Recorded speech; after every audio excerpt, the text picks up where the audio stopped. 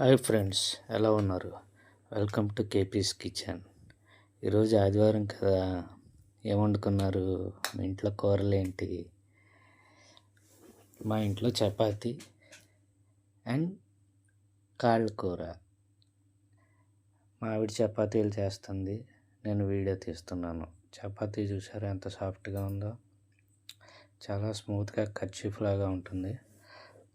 ఇప్పుడు గిన్నెలో కాళ్ళ కూర వేసుకొని తినబోతున్నాను. మీ ఇంట్లో ఏం కూరలు కామెంట్స్లో మెన్షన్ చేయండి.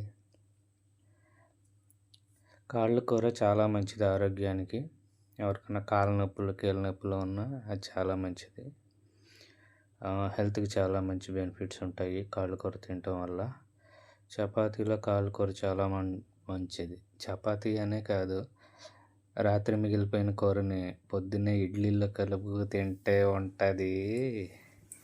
ఇడ్లీలో తిన్నా అట్లలో తిన్నా చాలా బాగుంటుంది కాళ్ళ కూర.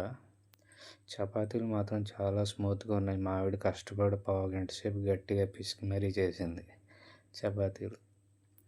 మీకు నచ్చితే లైక్ చేయండి. Thank you so much.